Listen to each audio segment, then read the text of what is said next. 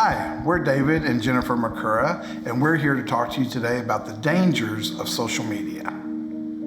For the last 30 years, I've been bivocational, pastoring, evangelist, assisting at churches, but then also working in the tech field, specifically around digital media and digital marketing.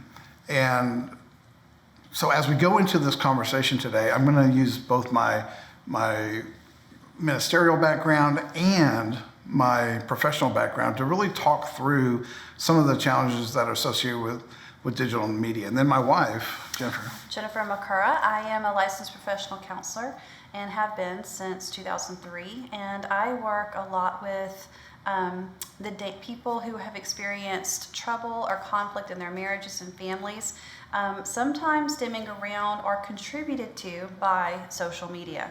So we're here to talk today about the dangers of social media from both aspects, that of a functional or corporation or business aspect, and then also from an emotional or a personal aspect. And it's really interesting because when we think about our reputations, we're very careful about our physical reputation, right? So when we go out, and, we'll go out of the house, I do my hair, and I'm just kidding.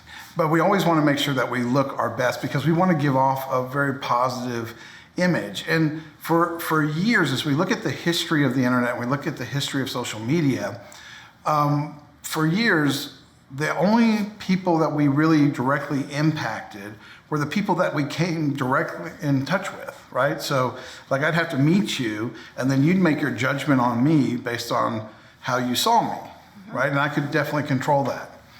With the advent of the internet and specifically around social media, what's happened is that we've opened up that platform of how we engage with people to expand the footprint from the people who I physically can get in touch with to a much broader audience of me and my 5,000 closest friends, right? And so now everything that I do in how I present myself online is accessible not only to those 5,000 friends, but then also to the entire internet. And it never goes away. So one of the cheapest things that most people don't realize is the fact that once you've put something on the internet, it is always somewhere on the internet. You may not be able to see it. Your close friends might not be able to see it, but someone somewhere can see it. You may have even deleted it, but you can't delete anything off the internet. It's always there. Matter of fact, California a few years ago put the erase law into effect, and basically what it said is that they noticed that so many kids were creating these problems in their lives from social media when they were 14, 15, 16 years old, that they wanted to put a reset button on the internet where you could, at 18, you could hit reset and all of your social media would be blanked out across the internet and you get a fresh start. Which is a great idea. But it's impossible in practice, right? So what they were doing when they passed this law is they were creating a statement that says we really need people to think about what they're doing in social media because it never goes away. You can delete it, you can reset it, you can even create multiple profiles with your name, and the internet is smart enough that it can notice things that bring that information together. So the permanency of this, it's real, and it's a big challenge that people face as they go towards creating that online reputation that they also have to work with in the physical and the online reputations now. You got to manage both of them. And just like in any tool, it can be used both positively and negatively. Absolutely. And in the term social media, it speaks to what it was created to do. It was created to connect people together. And so from that aspect, there are lots of really incredible benefits from it. It allows people to communicate across vast distances. From a church perspective, it allows us to communicate with and minister to people all around the world. People we would have never been able to. Touch base, yeah. And so there are some incredible pieces to this idea of social media. But along with those incredible pieces are some incredibly dangerous pieces as well, like that permanency. The reputation that follows you isn't dependent on who was around you at the time. The reputation can be expanded globally without you even realizing it. And not only that, but because this medium is very one-dimensional, it's very complicated for people to understand the context or sarcasm that you put into something that's online, right? So you may be joking around and putting in sarcasm or meaning it in a different context, and then it gets picked up and gets highlighted and broadcast out to millions or even billions of people with a completely different spin on it. So it's really challenging because this medium is really subject to the person receiving it. Yeah. It allows for that misunderstanding component that is also always there in any communication, in any social respect. There's always the potential for misunderstanding. But unlike a conversation where I can read you and feel body language or even give you the opportunity to respond to me in real time, what goes out on social media can't be read that way. And that piece that God created, that relationship that He created us for, that interpersonal response is missing. And so because of that, it's open for misinterpretation in a vastly different way than any kind of direct communication would be. Absolutely. So when we look at three of the dangers of social media, definitely the first one is it's permanent, the permanence of it. And it's kind of like going to get a tattoo, right? I mean, it just doesn't go away. Yeah. And you wish that it would, and maybe you made a mistake and you didn't mean to do that, but then you're dealing with the effects of it for a long time. And not just in our spiritual walk, but also from a business perspective. I manage a lot of people, and I can't tell you how many times that I have had people who have made comments in a fleeting moment online that have nothing to do with my job, but that got retweeted or rebroadcast by someone who had millions. So they were just talking to their 150 followers, but it got retweeted out to someone who had millions of followers. And then those millions of followers retweeted out to people who had millions of followers. And now all of a sudden someone from work is found themselves in a spot where a dumb comment has echoed around the world and is now sitting at, a CEO's being called at 2:00 in the morning to figure out how to take care of this problem, because even though it was done in private, it has become very, very public. Yes. And now an organization has to address it. And that's happened time and time and time again, because the challenge with social media is that we say, well, that's just social media, but really it's not. It's us. Yes. It's an extension of us, of who we are, and we have to be accountable for that. And so that permanency, huge challenge. Mm-hmm. The second thing, though, is the fact, what is social media really designed for?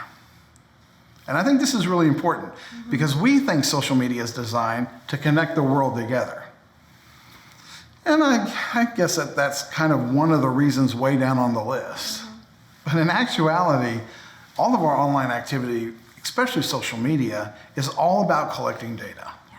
And that goes for the corporate level and also for us as individuals. It's kind of designed to inherently activate parts of our character that's not healthy. The nosiness, things like nosiness, busybodies, voyeurism. We all have this false sense of standing behind the screen and peeping into other people's lives. And because of that, we have all of our social media accounts are connected to all of our personal information. If I know who you are on Instagram, or if I have your name on Instagram or Twitter or Facebook or anything, TikTok even, I can pull up everything about you. I know what city you live in. I know who your kids are. Sometimes we even know where your kids go to school. We definitely know what you had for dinner last night.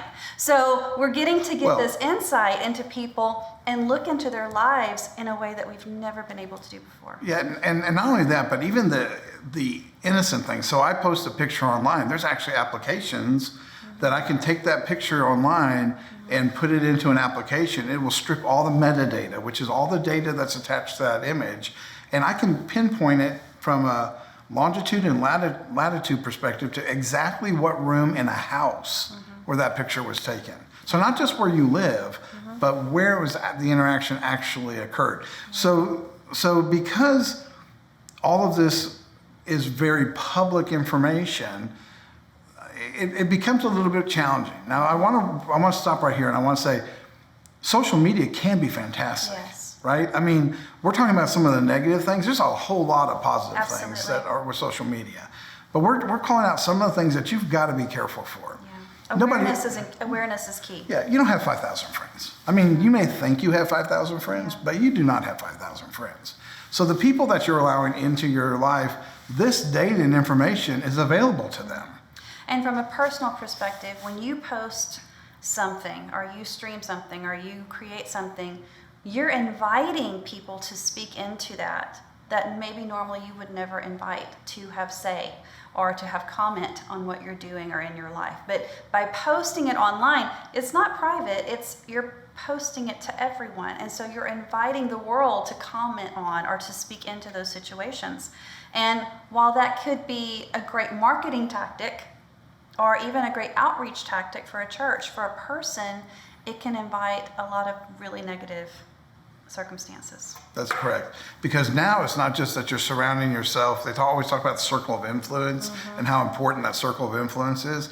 And it used to be physical bodies that were in that circle of influence. Now we're introducing an entirely new channel of people that get interjected into that circle of influence that can be very negative, can be very challenging, that can work to pull you away from that which is good instead of pushing you towards that which is good. So all of these things are really important to remember when you're using, and we're definitely not advocating for no social media. We believe that like any good tool, it can be used for good. But these are all things to be aware of when you're using it. Yep, and like Jennifer said, it's not just the people. I mean, obviously, people provide apps, people provide social media platforms, people provide websites, and to make your life easier. And it's all designed around trying to make your life easier. But the cost of that, lots of times, is giving up a lot of information on yourself. And we all do it. I do it. I'm in the business, and I still do it. Yeah. I still download apps, and It's hard to live in our world today without having that. Without having that, because everything is tied together in that. But we have to be conscious of it. So it's not a bad thing that we're doing it. We just need to realize what we're doing so that we're making sure that we're approaching it from the right perspective. So that's number two is really around the data aspect of it and the challenges there. The third thing is more personal. The third major danger of social media is the false sense of security and relationship that it can provide. So there's large debate in our scientific community, in schools, in social circles today about whether or not using social media therapeutically is a good thing. So, for instance, people who have trouble with interpersonal skills or people who have developmental delays, maybe they have difficulty communicating in person, this provides a way for them to communicate with others unlike they've ever been able to before. So we see students or children or adolescents who can't develop friendships personally able to do something like through video games, connecting with people online through video games. And so they began to learn how to interact socially through kind of this safety net or this screen that gives them a buffer. And they're able to do this, and that's great. Allowing them the opportunity to connect with others in some way is great. The negative to that is it's not really connection. We were created by God for relationship with Him and relationship with others. And there's a false wall when we communicate or we only have relationship through a computer. It doesn't allow us to really connect on an emotional and personal level like we should. But then also, there's also the piece where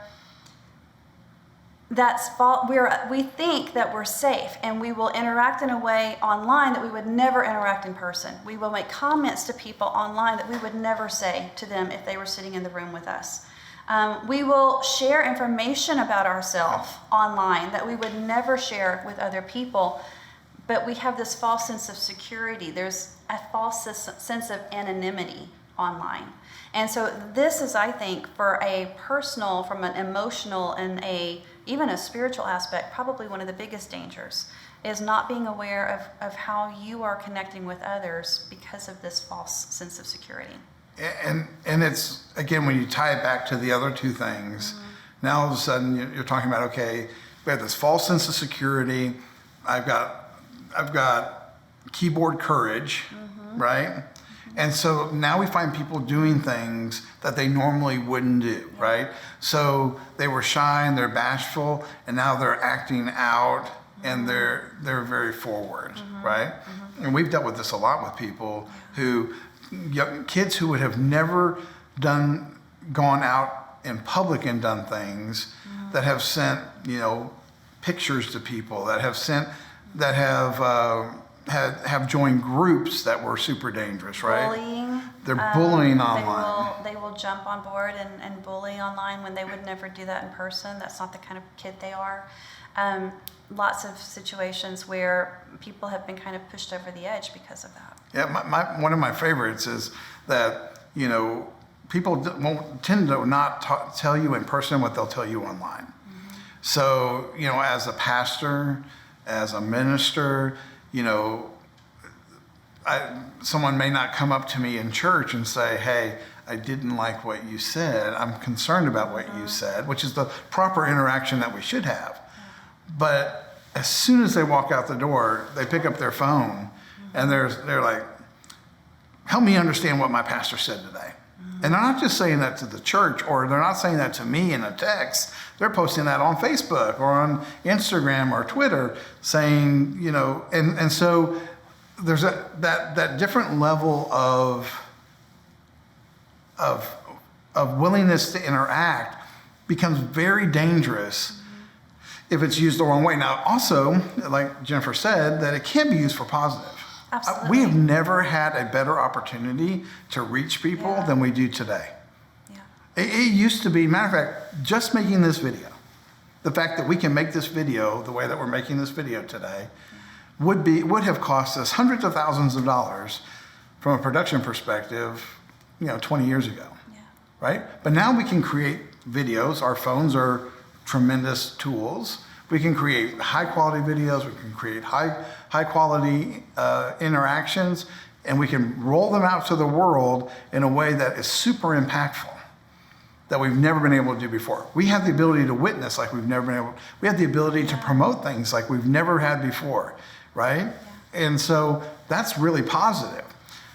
But they can do all those things for the negative things too. And all it takes is one negative to undo 100 positive 100 things. positives. So you always have to be aware of what you're doing, how you're presenting, and what your reputation is. In fact, my husband and I wrote a book a few years ago called Guarding Your Digital Reputation, talking about this very, very important thing. Your reputation is not just who you are physically anymore, or who you choose to sit with at dinner, or who you choose to go out with.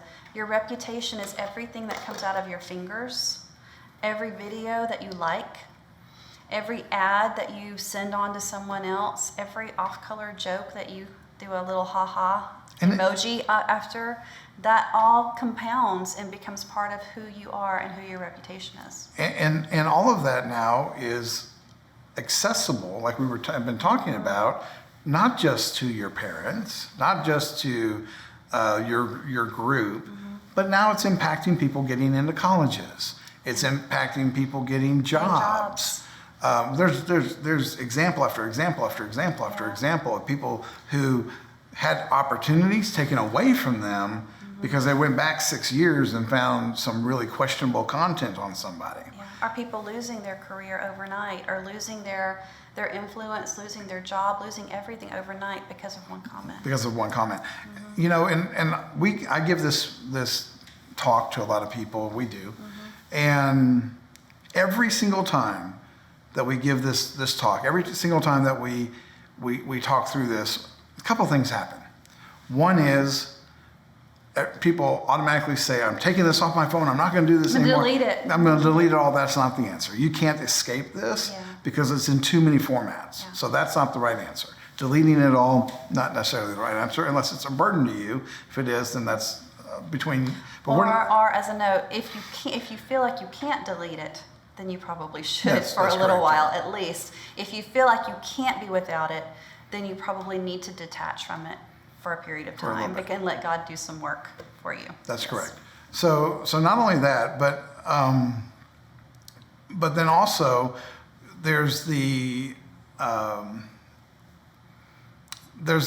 person who comes to us and says, and we had this a lot, right? I've done a lot of things I shouldn't have done online. How do I fix that? Yeah. Like I've done things, I've watched things, I've looked at things that I thought were private that probably aren't private, right? You have to assume everything on the internet, everything in social media is public, everything.